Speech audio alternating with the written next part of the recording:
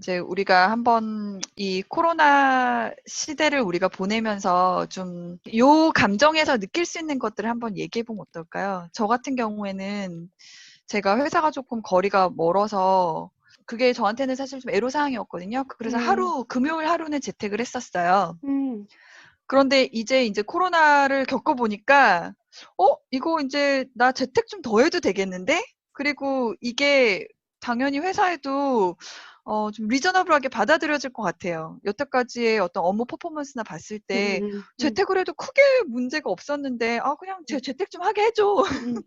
이게 제가 지금 딱 느끼는 감정이에요. 그리고 그전엔 그 문화가 아니었어도 이제 이 상태를 지나고 나서 요청을 하면 요청이 받아들여질 확률도 커질 것 같아요. 예, 반대를 할 수 있는 근거가 이제는 딱히 없을 것 같아요.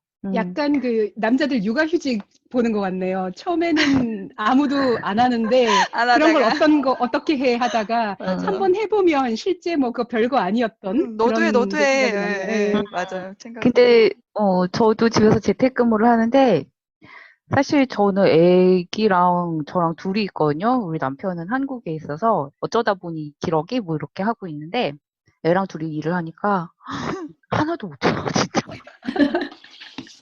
진짜 솔직히. 근데 사실 회사에서 처음 공식적으로 얘기 나왔던 게 저 혼자가 아니잖아요. 집에서 애랑 같이 있으면서 일을 하는 부모가 그런 경우에는 건강보험에서 이렇게 휴직 비슷하게 휴가, 병가 뭐 이렇게 그런 거를 낼 수 있는 방법이 하나 있고 아니면은 최대한은 그래도 뭐 재택근무를 하는데 할 수 있는 만큼 해라. 맞아요. 라는 지침이 왔어요. 네. 너무 무리해서 하지 말고 할 수 있는 네. 만큼 해라. 그래서 저희 팀에도 저희 동료 중에 한 명이 이제 아기가 2살, 아기 태어난 지 얼마 안 된 아기 엄마가 있거든요. 그래서 그 엄마도 남편이랑 오전, 오후 교대로 이렇게 일을 하고 오전에는 일 안 하고 오후에만 일을 하고 이런 식으로 하고 저는 이제 오전에는 그래도 아이가 좀 지금 뭐를 하라고 하면 그래도 옆에 앉아있기 때문에 오전에만 제가 일을 하고 오후에는 일을 거의 못해요. 네, 근데 마음이 무겁죠. 아무리 회사에서 그렇게 얘기를 했지만 그래도 업무를 해야 되는데 너무 밀리고 하니까 좀 마음이 무겁긴 하지만 근데 지금 상황에서는 코로나잖아. 다 이해돼. 맞아, 다 코로나잖아. 어쩔 수가 없는 것 같아요. 아니 학교 강제로 문 닫았는데 뭘 어떻게 할 거야? 제가 할 수 있는 이 한계라는 게 있는데 그래서 그냥 이 상황 안에서 최대한 즐깁시다. 하는 거를 목표로 애랑 이렇게 오후에 시간을 보내고 그렇게 하고 있어요. 근데 또 프랑스가 다른 코로나에 대한 준비는 사실 많이 안 됐다고 저는 느끼는데 딱 한 가지 준비가 너무 잘 된 건 재택근무의 문화가 너무 준비가 잘 됐어요. 왜냐면은 이 12월 이때 대중교통 파업을 쫙 해가지고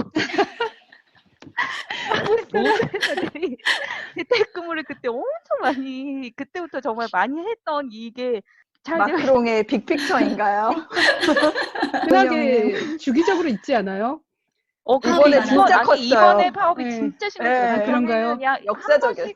하루씩만 했지 이렇게까지 오래 했던 적이 없거든요. 근데 이 파리랑 이 수도권적은 대중교통 없이는 사실 사람들이 많이 못 다녀가지고 좀 다니기가 힘들어서 그래서 재택근무만큼은 준비가 많이 되어 있어요. 저 같은 경우도 어차피 저는 이제 남편하고 나눠서 애를 보기는 하는데 혼자 놀게 하는 시간도 좀 한계가 있잖아요. 남편하고 저하고 시간표 짜서 이제 뭐 오전에 남편이 일하면 오후는 제가 일하고 요일은 내가 일하고 저 요일은 남편이 일하고 이런 식으로 나눠서 저희가 지금 일을 하고 있거든요. 근데 그러다 보니까 남편하고 저하고 둘 다 평소에 일하는 시간보다 좀 적게 일하고 있어요. 근데 저는 사실 그런 부분에 있어서 그렇게 나쁘지 않은 게 제가 애랑 같이 오래 있으니까 아무래도 애 한국말이 조금 더 많이 느는 그런 순기능은 조금 생겨요. 맞아요. 보통 여기 사회에서 쓰는 말로 의사소통이 되고 있잖아요. 근데 엄마랑 끊임없이 얘기를 하는 시간이 조금 많아지고 제가 그전엔 또 출장도 워낙 많아서 제가 남편보다 아이랑 같이 있는 시간이 더 적은데 지금 이제 이렇게 나누다 보니까 제가 조금 더 많이 아이랑 같이 있거든요. 그런 부분에 있어서는 저는 좀 이게 순기능인 것 같고 학교에서 애가 뭐 배우는지 여태까지 잘 몰랐어요. 워낙 바쁘기도 하고 책가방에 책을 안 넣어서 다니잖아요. 맞아요. 여기 책가방에 도시락만 없잖아요. 맞아요. 도시락만 넣고 다니잖아요. 그래서 학교에서 공부 잘하고 있겠거니 이렇게 생각하고 집에서는 좀 쉬게 해주고 이런 게 많았잖아요. 근데 요번에 온라인 계약 때문에 책이랑을 다 집으로 보냈어요, 학교에서. 그래서 처음으로, 아, 우리 애가 이런 걸 배우고 있구나, 라고 그런 것도 조금 보게 되고, 이런 사실은 순기능도 좀 생겼어요, 저는. 저는 조금 다른 분들에 비해서 조금 더 편한 상황인 것 같아요. 왜냐면 아이가 좀 더 커서 그리고 둘이라서 저희 첫째 아이는 6학년이거든요. 그래서 4학년 때부터 시험을 진짜 많이 봐서 갖고 와서 사인을 해야 돼서 지금 말씀하신 부분 같은 거는 몰랐는데 식비가 너무 많이 나와요. 잘 이게 먹어서 머리로 잘 챙겨 먹어서 그런 거 아니에요? 한식 네. 위주로? 근데 원래 잘 챙겨 먹어서 어. 저희가 하루에 한 끼밖에 집에서 안 먹을 때도 음. 다른 4인 가족 식비랑 맞먹었어요. 밥에다 금가루를 썩나요, 그 집은? 그래서 원래도 엔게지 수가 높았고 저희 아이들이 어른 입맛이에요. 그래서 제가 좋아하는 걸 되게 좋아해요. 건강에도 좋고 참 좋은데 문제가 돈이 많이 들어요. 왜냐면 쿠키, 뭐 달달한 거, 젤리 이런 거 안 먹어요. 간식 시간이면 꼭 생과일을 드려야 되는 거예요. 아. 생과일 아니면 뭐 스틱 네. 당근 이런 거 있죠. 근데 그냥 큰 당근 자른 거 말고 그 아페로용으로 스낵으로 나오는 나온 거. 네, 네. 그런 게 과자보다 훨씬 비싸요. 비싸거든요. 네. 아기 때부터 제가 직장 생활을 했기 때문에 하루 한 끼 같이 먹는 밥은 맛있는 걸 같이 먹고 싶다 해서 몇 끼 세 밥을 해서 먹였어요. 그래서 한 번 데운 거는 또 안 먹어요. 제 부담을 제가 판 거죠, 그죠? 저도 먹는 걸 좋아하고 온 가족이 먹는 걸 좋아해서 외식도 많이 하고 그런 상태라서 사실 상식적으로 생각하면 아무리 집에서 밥 3끼를 먹어도 외식을 안 하니까 또 여기는 외식비가 비싸잖아요. 그러면 얼추 맛도 없고. 비슷하거나 덜 써야 되는데 2.5배를 더 쓰는 거예요. 어머, 그러니까 이거 코로나 몇 달만 더 하다가는 그 집 파산 나겠네. 죽겠어요, 저. 지금. 지난주에 2주 동안 장을 안 봤거든요. 이제 그 이스터도 껴있었고 하니까 일단 집에 있는 걸 다 먹자. 그래서 하지만 냉장고 과일은 어떡할 걷어내고 거야? 그러니까 과일. 과일도 그래가지고요. 처음 시작한 게 그전에는 양껏 마음껏 먹게 해줬어요. 과일도 여러 가지. 그다음에 토핑도 너 지금 제일 많이 코로나니까 넣고. 조금만 먹어봐, 이거. 네, 진짜 그렇게 했어요. 진짜 그렇게 했는데 저는 그래서 5월 11일 날 빨리 이게 애들이 학교 가서 원래 점심을 다니면서 원하는 먹었거든요. 엄마. 빨리 빨리 가면 학교 가야 된다. 가정 경제에 도움이 되지 않을까. 어머나. 아니 근데 진짜 되게 놀라운 게 사람들이 다 집에서 뭐를 해먹는 상황이잖아요. 레스토랑 다 문 닫고. 근데 저는 사실 사람들이 채소를 잘 안 먹는다고 생각을 했었는데 지금 슈퍼마켓에서 모자라는 게 그 생채소 생과일이래요. 오히려 고기 이런 게 아니라 오히려 그런 걸 많이 쟁여놓을 수 있을 것 같은데 그 못 쟁이는 채소 과일이 사람들이 집에서 먹으면서는 그런 걸 되게 많이 챙겨 먹게 되나 봐요. 또 코로나 안 걸리려고 다들 맞아. 건강해야지. 오늘 좋은 거. 비타민. 챙겨 먹는다고 지금 다 우리도 다 비타민 C 사고 그랬잖아요. 저도 제가 이제 애를 데리고 장 보기가 힘들어서 장 보는 앱이 있어요. 이제 프랑스에는. 그래서 그걸로 장을 보는데 흑마늘을 파는 거예요. 흑마늘. 어머. 그래서 얘네가 흑마늘을 효능을 알았나? 깜짝 놀랐잖아. 너무 웃기네요. 이과카소님은 어떠세요? 왜냐면 원래 집에 약간 슈퍼마켓 수준으로 많이 잘 챙겨 드시잖아요. 저희 다 알고 있잖아요. 차이 별로 없게 집이 왔는데. 집이 슈퍼마켓은 아니라도 거의 편의점 사이즈는 돼요. 그래서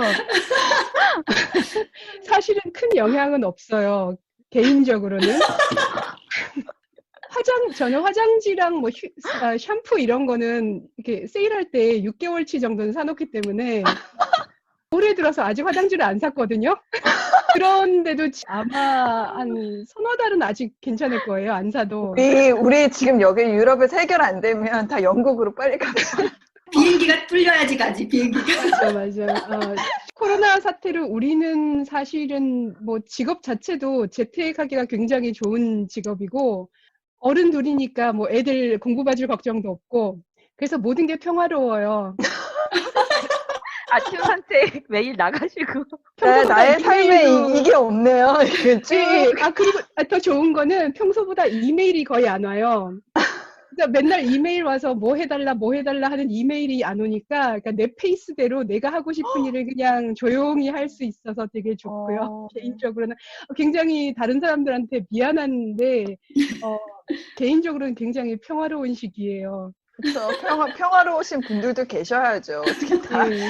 네. 사실 일을 절대적으로 적게 하는지는 모르겠는데 독촉하는 이메일이 없으니까 스트레스 레벨이 낮은 편이고 아무래도 일들이 좀 준 것 같고요. 그리고 요즘 날씨가 워낙 좋으니까 나가서 깻잎도 뿌리고 이게 집 뒤인데 그러니까 구름 사진도 찍고요. 그러면서 저는 지내고 있어요. 한 일주일 전부터 이제 피싱 전화가 오기 시작하더라고요. 그래서, 아, 이제 비즈니스가 돌아가기 시작했구나. 그래서 록다운을 완화한다는 얘기가 네, 나오는구나. 저는 이제 뭔가가 슬슬 돌아가고 있구나.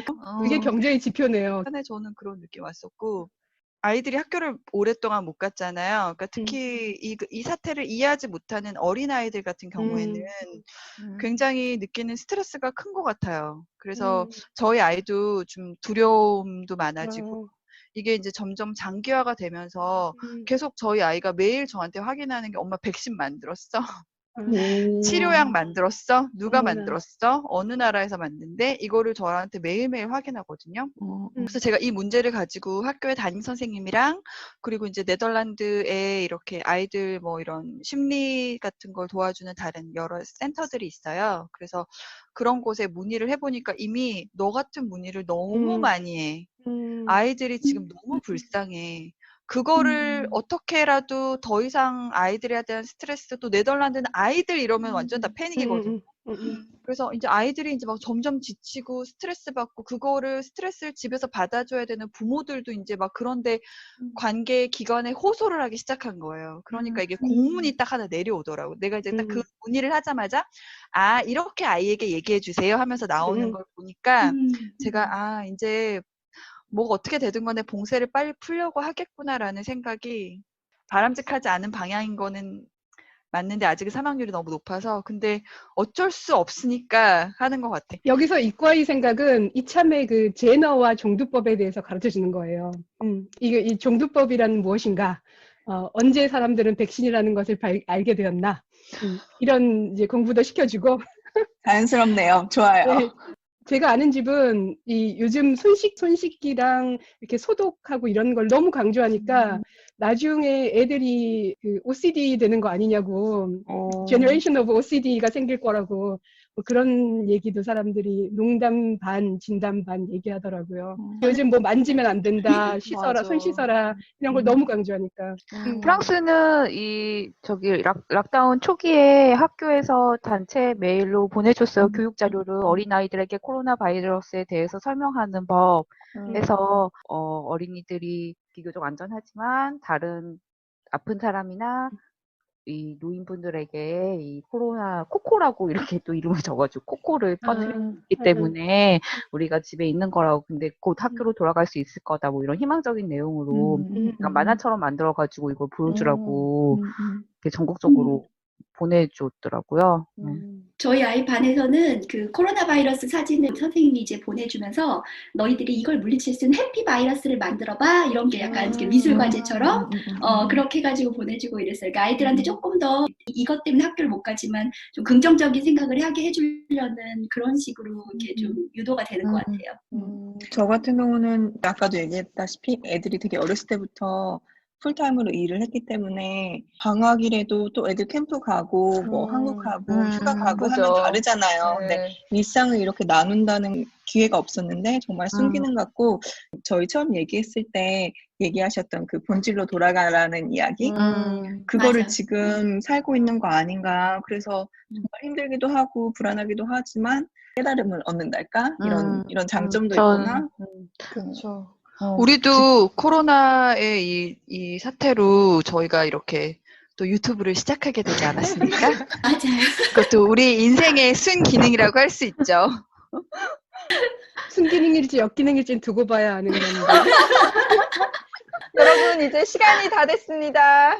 네, 다음 주에 또 만나요. 그럼 다음 주에 또 네, 만나요. 잘 자요. 건강하세요. 건강하세요.